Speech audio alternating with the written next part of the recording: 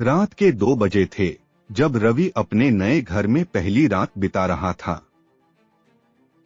बाहर हल्की बारिश गिर रही थी और ठंडी हवा का एहसास हो रहा था। उसे यह घर बहुत सस्ते में मिला था, इतना सस्ता कि बिना कुछ सोचे समझे खरीद लिया। लेकिन जैसे ही वह भीतर आया, उसे लगा जैसे कोई उसकी निगरानी कर रहा है। उसने इसे अपनी थकान समझकर नजरअंदाज किया।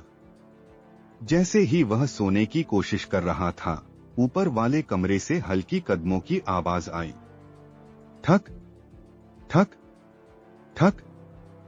रवि ने सोचा शायद बिल्ली होगी, लेकिन उसे याद आया कि उस कमरे को सालों से बंद रखा गया था। आवाज धीरे धीरे तेज होने लगी। अब यह साफ था कि कोई चल रहा था और धीरे धीरे उसकी ओर आ रहा था। रवि का दिल तेजी से धड़कने लगा।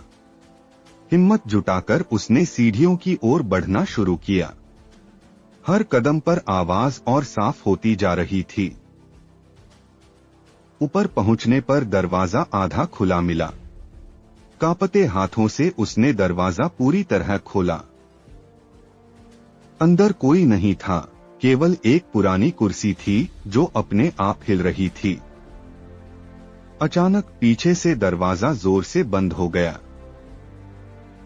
रवि ने डरते डरते पूछा, कोई है?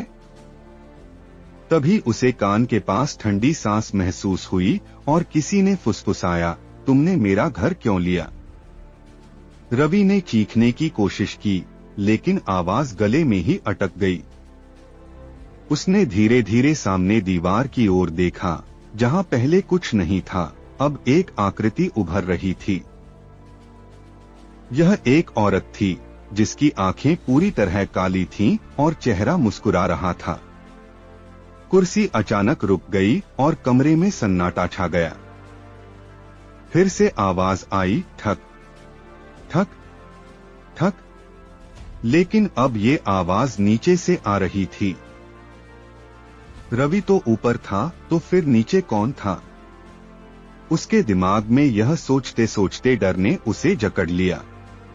उसकी सांसें घुटने लगीं और वह समझ नहीं पा रहा था कि उसे क्या करना चाहिए। क्या वह सावधानी से नीचे जाएगा या फिर वहीं रुककर जवाब का सामना करेगा?